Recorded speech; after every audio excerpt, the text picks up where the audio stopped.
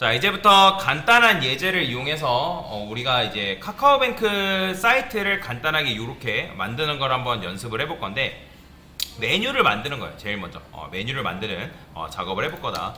실제 카카오뱅크 홈페이지 들어가 보면 모양새가 어떻게 되어 있냐면, 참고로 요거 메뉴에 요거 들어가면 요거는 모바일로 나옵니다, 여러분들. 그렇게 되면 그냥 요거 요거 있죠? 바로 밑에 거 클릭하신 다음에 요거 클릭하세요. 요거 로고. 그러면 이렇게 나오거든요. 자, 그래서 요거를 한번 만들어 볼 겁니다. 물론 이제 텍스트 같은 경우 글꼴은 다르게 할 거예요. 저는 지마켓 산스 폰트를 사용할 거고, 그 다음에 우리는 이렇게 메뉴 안 만들 겁니다. 2차 메뉴까지는 안 만들 거예요. 아직 안 배웠기 때문에 그냥 위에 있는 1차 메뉴 정도만 배울 거고, 밑줄 주고 그런 식으로 작업하는 것까지만 진행을 해볼 거다라고 보시면 됩니다. 자, 제가 단계별로 잘라서 진행할 거니까 여러분들 따라오시면 되고요. 물론 여기서 작업할 때 테일인들을 쓸 거예요. 근데 테일인들을 쓸 거긴 하지만 아까 우리가 쓰려 했던 요 방식으로 안 쓰고 직접 CSS를 어차피 외워야 되기 때문에 CSS에다가 라이브러리 클래스를 적어가지고 그거를 반영하는 식으로 진행을 해볼 겁니다. 자, 그러면 일단 제일 먼저 해야 될 게, 여기다가 저는 폰트를 가져올 거예요. 눈누 폰트 가져오겠습니다. 그러니까 맨 위에 있는 메뉴를 먼저 레이아웃부터 잡을 거고요. 지마켓 산스. 잠깐만요. 자, 코드를 올려드려야 되기 때문에 올려드릴 수 있도록 잠깐 작업을 할게요. 네, 됐습니다. 자, 일단은 화면을 보세요. 여러분들 따라하느라 놓치지 마시고 화면을 제발 보세요. 자, 그 다음에 HTML 바디, 그 다음에 폰트 패밀리를 여기다가 반영해주고요.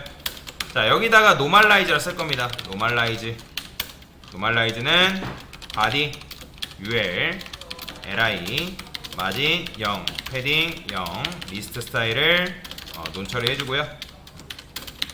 그 다음에 A 이너릿 텍스트 데코레이션도 논처리 좀 하겠습니다.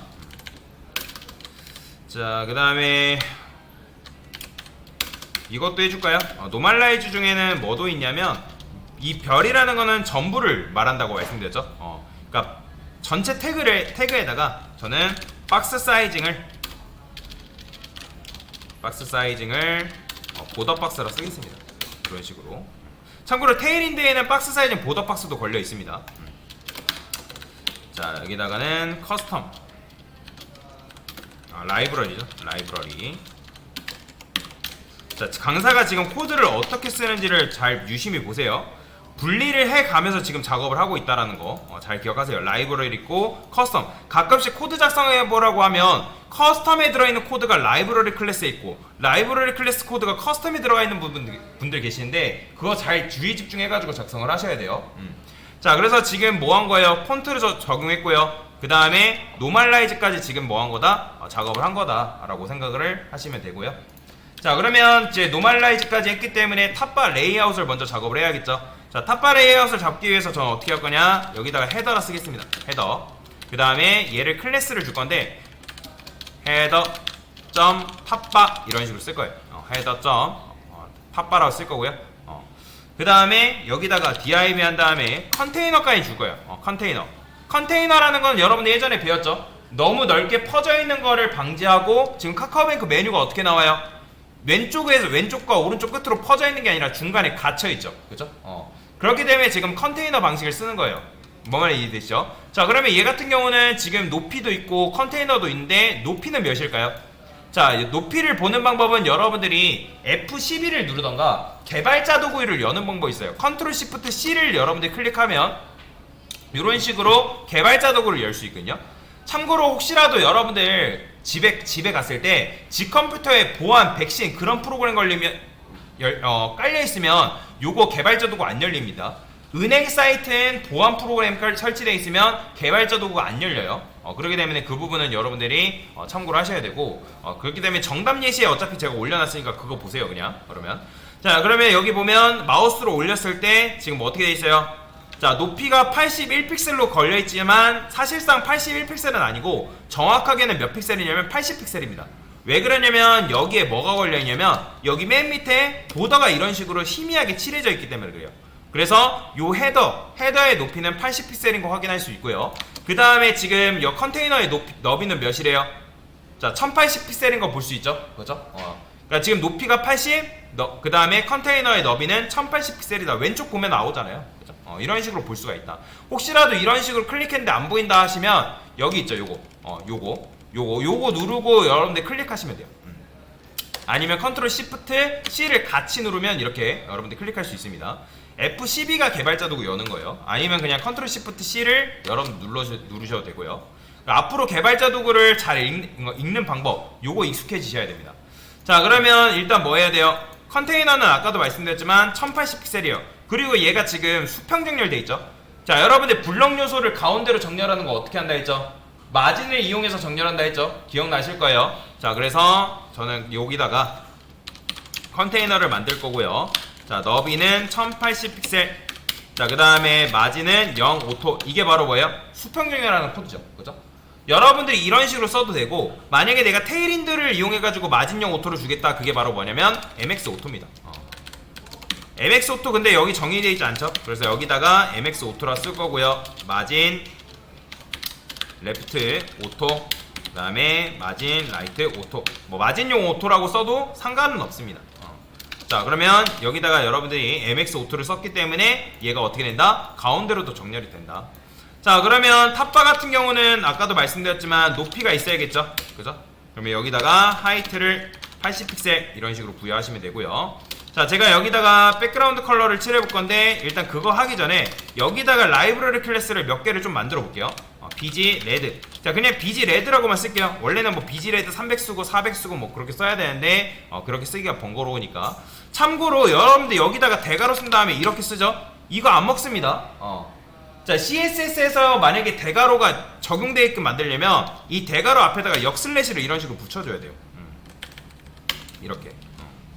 근데 뭐 이렇게 쓰는 게 너무 번거롭죠. 그래서 저는 그냥 BG 레드라고 쓸 거예요. 여러분 헷갈리니까. 자, 그러면 백그라운드 컬러 레드라고 쓸 거고요. 그 다음에 BG 블루, 얘는 블루라 쓰겠습니다. BG 그린,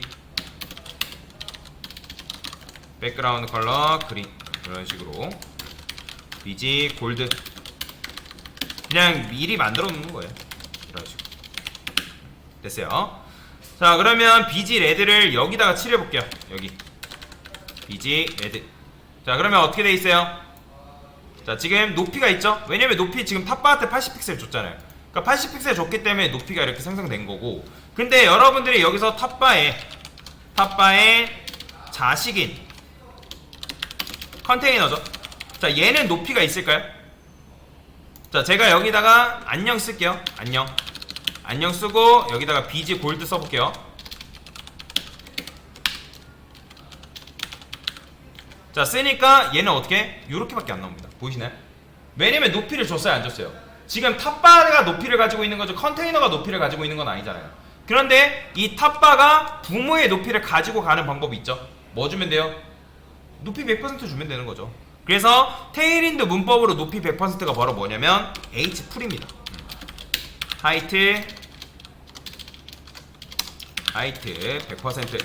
자, 그러면 H풀을 누구한테? 얘한테 이런 식으로 주게 되면 어떻게 된다? 이런 식으로 늘어나는 거죠. 그렇죠? 자, 그러면 안녕은 지우고요. BG 골드도 지울게요. 자, 그 다음에 BG 레드도 필요 없어요. 근데 아까 말씀드렸죠? 이 카카오뱅크 같은 경우는 밑에 이런 식으로 뭐가 있다? 밑줄이 그어져 있습니다. 보이죠? 밑줄. 자, 그러면 이건 어떻게 볼 수 있냐? 밑줄 색상이 뭔지 모를 수 있잖아요. 그러니까 임의대로 쓸 수는 없잖아요. 그러면 그런 경우에는 컨트롤 시프트 C 눌러가지고 얘를 클릭하면 여기에 HTML, 이 녀석이 적용되어 있는 HTML을 볼 수가 있어요. 그러면 얘거든요. 내부 컨텐츠. 그러면 내부 컨텐츠에 자, 보이시나요? 자, 지금 이런 식으로 디자인이 적용되어 있는 걸 볼 수가 있습니다. 요거. 그래서 여기다가 그대로 복사해서 이렇게 부여해줘야 되고, 그 다음에 탑바 같은 경우는 뭐도 걸어줘야 되냐면 백그라운드 컬러를 화이트도 같이 걸어줘야 됩니다. FF가 화이트예요. 제가 아까 저번에 말씀드렸죠. 백그라운드 컬러의 기본값은 트랜스페어런트입니다. 투명이에요, 투명. 배경색이 하얀색이랑 투명은 다른 겁니다. 뭔 말이 이해되시죠? 그래서 탑바의 배경색을 하얀색까지 이런 식으로 줘야 된다라고 보시면 되고요. 자, 그러면 지금 뭐 한 거예요?